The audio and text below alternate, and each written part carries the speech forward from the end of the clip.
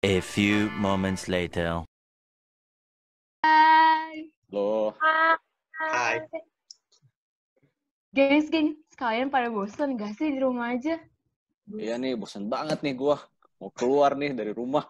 Ah, Ya kali, lu mau jadi beban negara.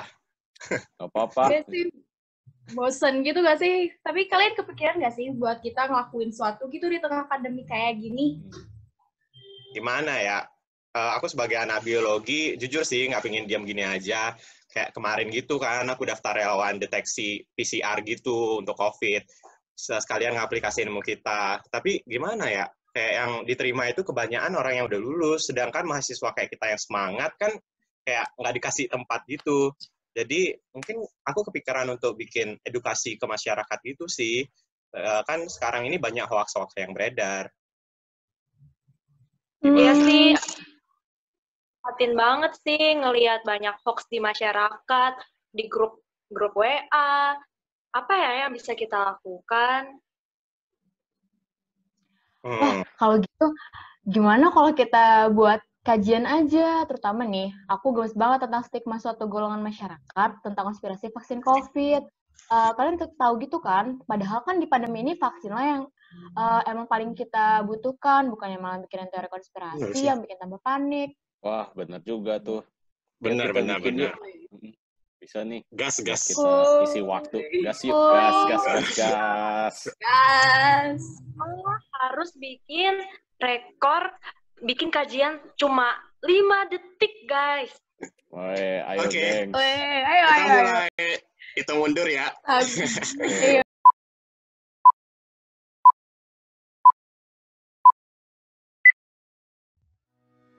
Halo teman-teman, perkenalkan kami kelompok 10 proyek Biologi Sel dan Molekuler jurusan Biologi Institut Teknologi Bandung.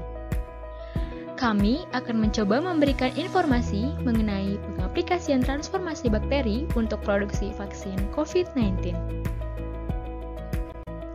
Sebenarnya, apa sih yang sedang kita hadapi? Mari disimak baik-baik ya. Bagaimana sih awal mula COVID-19? Pada tanggal 8 Desember 2019 ditemukan kasus pneumonia pertama di Wuhan, Provinsi Hubei, China. Kemudian, pada tanggal 31 Desember 2019 terjadi peningkatan kasus pneumonia dengan jumlah 27 kasus. Kasus ini diakibatkan oleh virus yang diduga berasal dari kelelawar dan dapat menular ke mamalia termasuk manusia. Virus ini adalah SARS-CoV-2 atau Severe Acute Respiratory Syndrome Coronavirus yang memiliki kesamaan sekuens genom dengan SARS pada tahun 2003.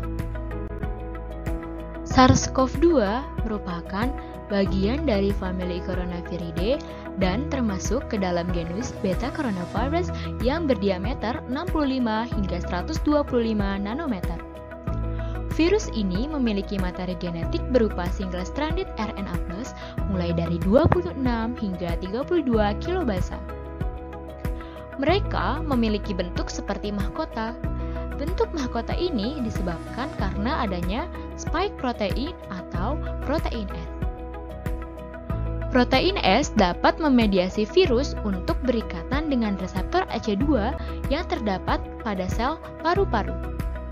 Selain itu, mereka juga memiliki envelope protein atau protein E, membran protein atau protein M, nukleokapsid protein atau protein N, dan hemaglutinin esterase. Lalu, bagaimanakah kondisi dunia saat ini? Pada tanggal 15 Maret 2020 di China, kasus COVID-19 ini meningkat tajam hingga lebih dari 80.000 kasus dengan 3.000 kasus kematian. Diumumkan oleh WHO bahwa COVID-19 telah menjadi pandemi karena penyebaran yang cepat dan sudah menyebar ke lebih dari 200 negara di dunia. Tercatat bahwa lebih dari 2 juta kasus dengan 150.000 kasus kematian pada skala global per 17 April 2020. Meskipun wabah COVID-19 ini telah menjadi pandemi, masih terdapat harapan bagi dunia untuk dapat mengatasi wabah COVID-19 ini. Salah satunya adalah dengan adanya penelitian vaksin yang sedang berjalan. Apa itu vaksin? Bagaimana cara kerja vaksin untuk menghasilkan kekebalan tubuh? Dan apa sajakah tipe-tipe vaksin itu? Mungkin kita pernah mendengar bahwa vaksin diberikan untuk mencegah atau mengurangi pengaruh infeksi penyebab penyakit-penyakit tertentu. Namun, selain vaksin, terdapat juga serum atau antiserum yang dapat digunakan untuk terapi penyakit menular. Maka, keduanya dapat disebut sebagai produk biologis yang dapat membantu sistem kekebalan tubuh kita untuk dapat mengenali dan melawan antigen dari patogen seperti virus dan bakteri. Terdapat beberapa perbedaan di antara vaksin dan serum. Yang pertama, vaksin mengandung agen patogenik atau komponen patogen itu sendiri. Sedangkan serum merupakan komponen darah tanpa adanya sel darah dan koagulan, sehingga serum ini berbentuk cair. Serum mengandung antibodi untuk antigen yang spesifik. Selain itu, vaksin digunakan dalam imunisasi aktif.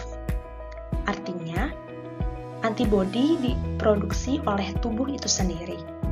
Sedangkan serum digunakan dalam imunisasi pasif.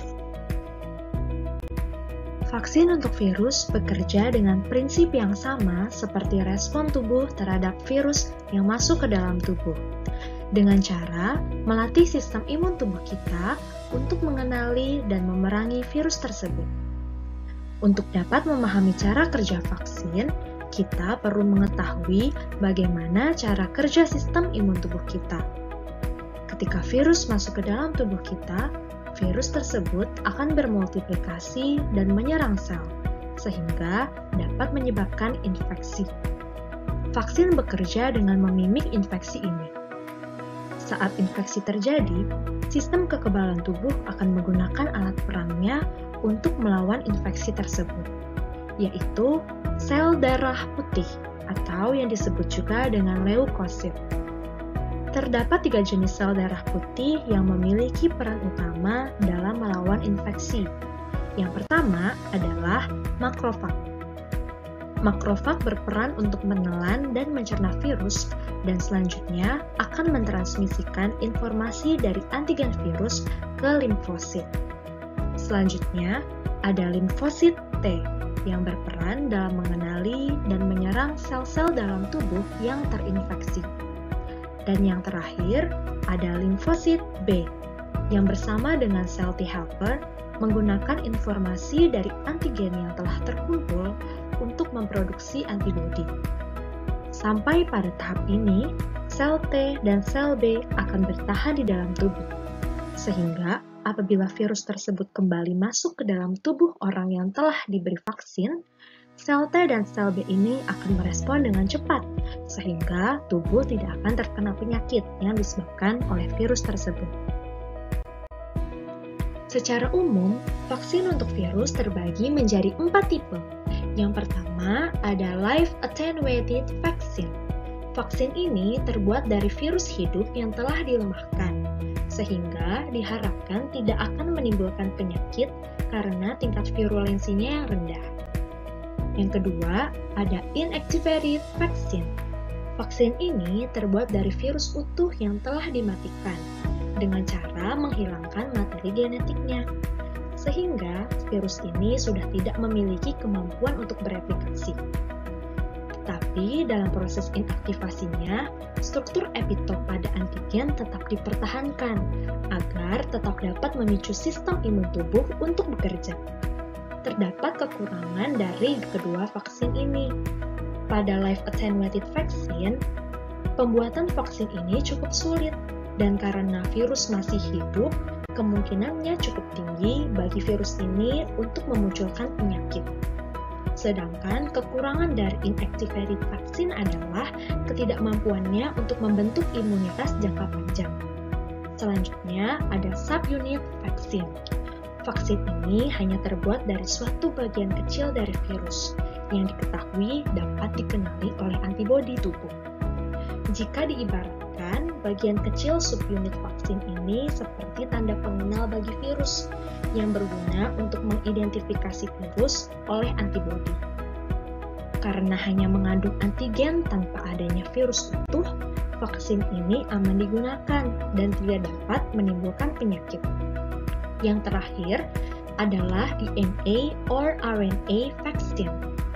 Vaksin ini mengandung gen pengkode antigen yang spesifik. Saat diinjeksikan ke dalam tubuh, gen ini akan ditranskripsi dan ditranslasi menjadi protein yang dikenali oleh antibodi.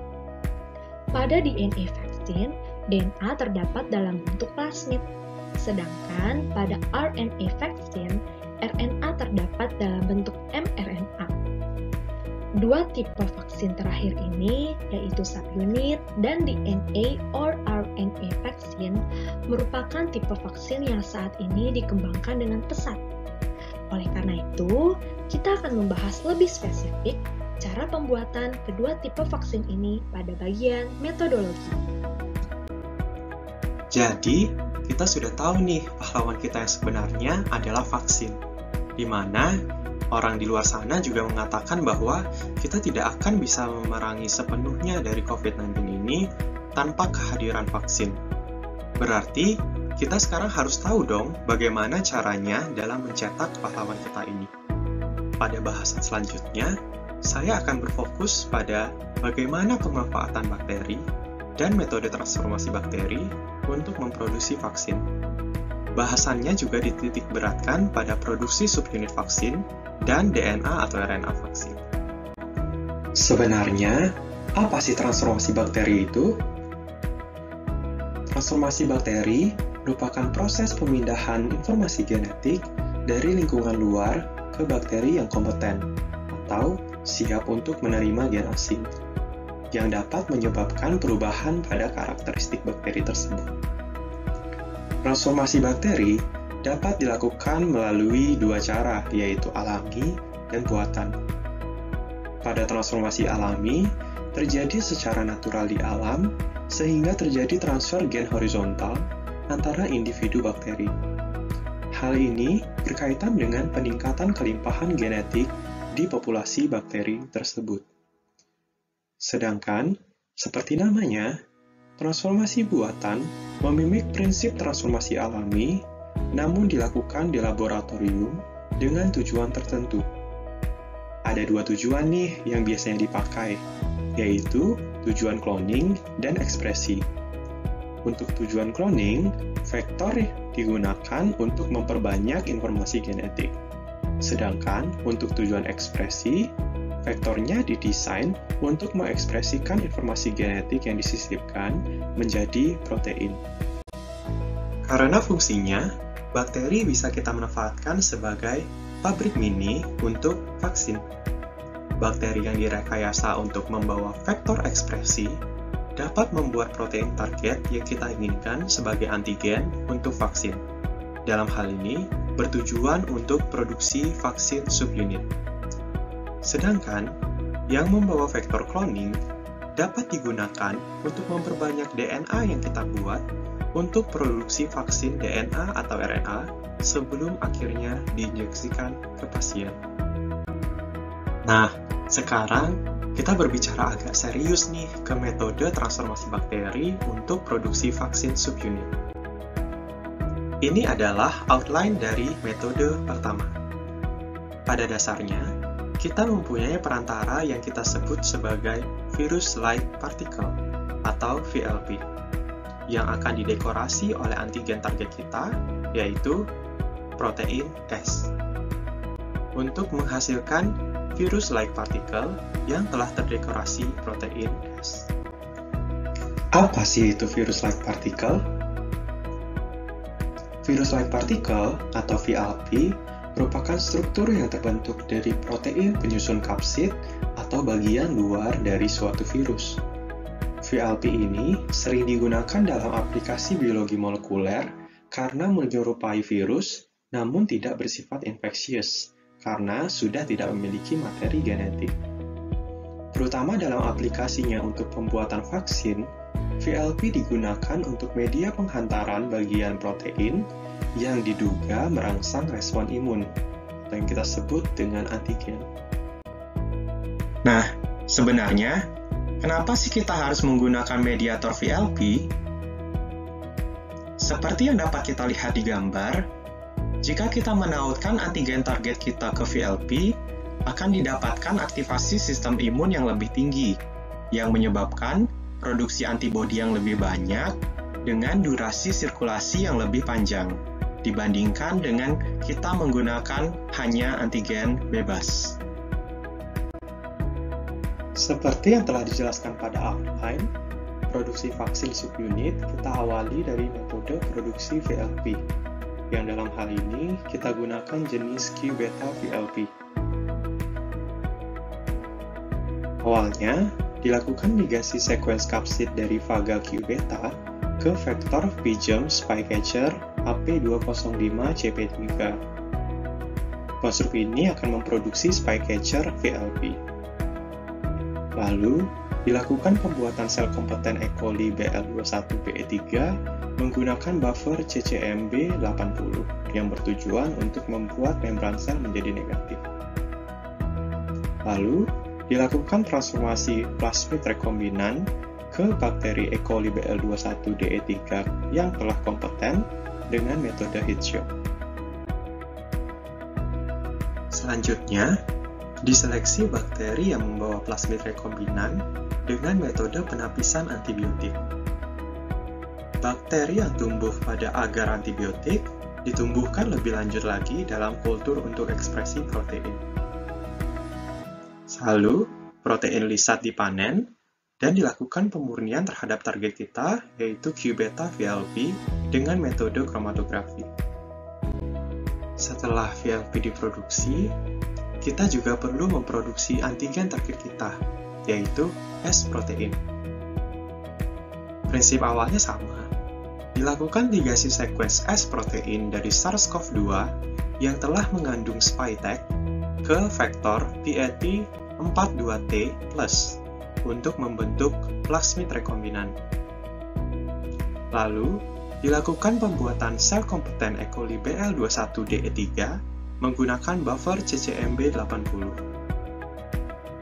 Lalu, dilakukan transformasi plasmid rekombinan ke bakteri E. coli BL21DE3 yang telah kompeten dengan metode heat shock. Lalu, diseleksi bakteri yang membawa plasmid rekombinan dengan metode penapisan antibiotik. Bakteri yang tumbuh ditumbuhkan lebih lanjut pada kultur untuk ekspresi. Selanjutnya, dilakukan pemanenan protein yang dilakukan terlebih dahulu dengan memecahkan sel bakteri dan memanen badan inklusi melalui sentrifugasi. Setelah badan inklusi didapat, protein yang berada pada badan inklusi ini diberi perlakuan untuk melipat dengan buffer refolding. Protein S murni didapat dengan metode kromatografi. Setelah kita memproduksi Q-beta VLP dan protein S, bagaimanakah cara kita menggabungkan S-protein ini ke Q-beta VLP? Diawali dari spycatcher VLP dicampurkan di satu reaksi dengan spike-tag protein S. Reaksi ini lalu dicampurkan dengan buffer yang mengandung disodium fosfat dan sodium sitrat. Campuran ini diinkubasi dengan waktu yang optimal, yaitu 3-4 jam, untuk memungkinkan terjadinya tautan antara protein S dengan Q-beta VLP. Setelah dilakukan inkubasi, campuran tadi dipisahkan dalam kromatografi kolom. Hasil dari kromatografi ini diuji keberadaan target kita, yaitu Q-beta VLP yang telah tertaut dengan protein S. Uji konfirmasi ini dilakukan dengan metode SDS-PAGE. Nah, kita akan lanjutkan ke metode berikutnya, yaitu transformasi bakteri untuk produksi vaksin DNA atau vaksin RNA. Nah, jadi bagaimana sih outline kerjanya? Di sini, peran transformasi berfungsi untuk memperbanyak jumlah DNA yang kita target untuk vaksin, sehingga secara prinsip tidak terlalu berbeda antara pembuatan vaksin DNA dan RNA, dan yang berbeda hanya pada tahap akhirnya. Pada vaksin DNA, transfer vaksin dilakukan dalam bentuk plasmid, sedangkan pada vaksin RNA, mRNA yang akan ditransfer ke pasien. Nah, jadi langkah-langkah yang harus kita lakukan tuh apa aja sih? Pertama, kita melakukan ligasi sequence S protein dari SARS-CoV-2 ke vektor NTC9385R positif untuk membentuk plasmid rekombinan. Nah, bersama dengan langkah ini, kita juga akan melakukan pembuatan sel kompeten E. coli DH5-alpha menggunakan buffer CCMP80. Setelah kedua langkah ini kita lakukan, kita bisa lanjutkan untuk melakukan transformasi plasmid rekombinan ke bakteri E. coli DH5-alpha kompeten dengan metode heat shock. Setelah transformasi dilakukan, kita akan menseleksi bakteri yang membawa plasmid rekombinan dengan metode penapisan antibiotik. Bakteri yang tumbuh pada agar antibiotik ini dikultivasi dalam kultur untuk memperbanyak plasmid. Setelah diperbanyak, plasmid diekstraksi dari E. coli dengan metode alkaline lysis. Disinilah perbedaan metode kedua vaksin terjadi. Vaksin DNA akan langsung dibungkus dalam liposom yang akan menjadi agen pengantar. Sedangkan pada vaksin RNA, plasmid akan menjadi linear dan ditranskripsi terlebih dahulu untuk menghasilkan mRNA. Kemudian, mRNA tersebut akan dibungkus oleh liposom. Lalu, seberapa keras kita telah berperang dalam hal ini? Bagaimana pembuatan vaksin untuk SARS-CoV-2 ini? Sudah berada tahapan mana sih? Apakah sudah sampai dalam distribusi dan bisa digunakan? Ini kita lihat setelah ini. Nah, kemudian tahapan pengembangan vaksin SARS-CoV-2. Dan mengapa sih pembuatan vaksin membutuhkan waktu yang lama, khususnya untuk SARS-CoV-2 ini? Karena vaksin untuk coronavirus belum pernah ada sebelumnya. Kemudian banyak teknologi baru yang digunakan yang harus diuji keamanannya. Nah, untuk pengembangan vaksin itu ada 6 tahapan ya. Pertama ada exploratory stage. Nah, pada tahapan ini peneliti mencari bagaimana cara membunuh virus corona ini dalam tubuh manusia. Bagian coronavirus mana yang sebaiknya dijadikan target. Dan sekarang sudah diketahui yaitu mentargetkan S protein. Sehingga kemudian vaksin dibuatlah formulanya yang menargetkan S protein. Kemudian tahap kedua adalah preclinical stage. Nah, tahapan ini adalah menguji formulasi tersebut ke hewan model. Contohnya ke tikus. Nah, tahapan ini dilihat apakah vaksin yang sudah dibuat ini bersifat mencegah atau mengobati. Nah, bagaimanapun model hewan untuk SARS-CoV-2 mungkin sulit untuk dikembangkan karena virus tidak akan tumbuh pada tikus wild type dan hanya menyebabkan penyakit ringan pada hewan transgenik yang mengekspresikan ACE2 manusia. Nah, pada tahap ini data keamanan setelahnya juga dikoleksi untuk melihat adanya komplikasi seperti yang terlihat di SARS-CoV-1 atau di MERS-CoV. Nah, pada tahapan ini biasanya membutuhkan waktu 3 hingga 6 bulan. Nah, setelah tahapan preclinical stage itu clinical trials.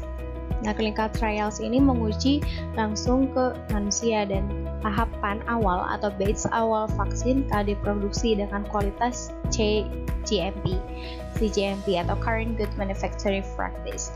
Dan ini dilakukan CGMP ini itu menjaga kualitas konstan dan keamanan vaksin dan membutuhkan fasilitas yang baik untuk membuatnya, personel yang terlatih, dokumentasi yang baik, dan bahan baku dengan kualitas yang baik pula.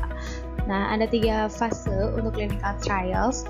Pada fase pertama itu menggunakan 20-100 relawan, di mana diuji keamanan dari vaksin tersebut dan dosisnya masih berbeda-beda sehingga dilihat bagaimana efek samping pada dosis tersebut dan efek samping formulanya. Kemudian fase 2 itu menggunakan ratusan relawan dan pada tahapan ini dosis dan formulanya telah ditetapkan sehingga diuji kemanjuran vaksin ini untuk banyak individu tersebut. Kemudian fase 3 itu menggunakan ribuan relawan. Yang dimana sini dilihat juga keamanan kemanjuran vaksin untuk populasi yang lebih banyak. Nah, setelah terbukti bahwa vaksin tersebut berhasil, maka dapat mengajukan lisensi. Dan setelah disetujui, kemudian dapat diproduksi secara besar-besaran atau manufacturing dengan tujuannya bisa disebarkan untuk seluruh dunia.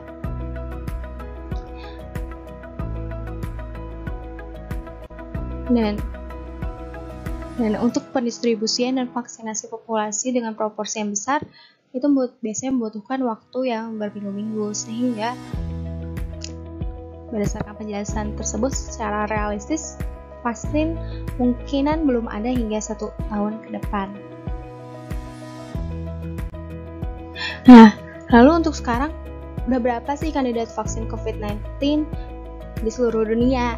Nah, ternyata per 20 April 2020 sudah ada sekitar 76 kandidat vaksin COVID-19. Lalu 76 kandidat vaksin SARS-CoV-2 ini udah ada tahapan mana sih? Nah, dari 6 tahapan ini pastinya sudah melewati exploratory stage.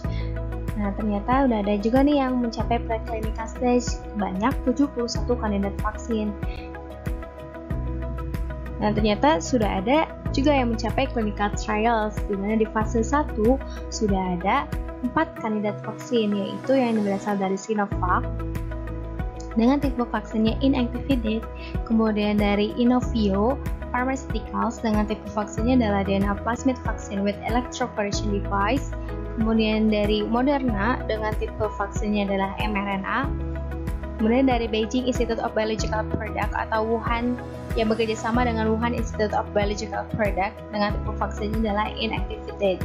Kemudian ada juga yang sudah mencapai fase 2, satu kandidat vaksin, yaitu yang berasal atau dengan pengembangnya dari CanSino Bio yang bekerja sama dengan Beijing Institute of Biotechnology dengan tipe vaksinnya yaitu adenovirus type 5 vector atau non-replicating viral vector.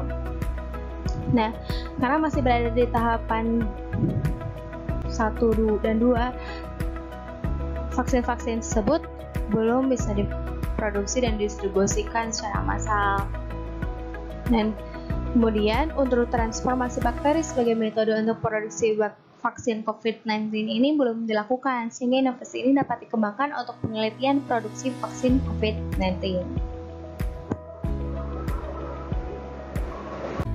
Nah, teman-teman, sekian dulu ya informasi dari kami. Semoga informasi ini berguna bagi teman-teman. Terima kasih pula kepada dosen-dosen pengampu dan juga asisten praktikum Proyek Biologi Sel dan Molekuler Institut Teknologi Bandung. Jangan lupa jaga kesehatan dan tetap stay at home ya.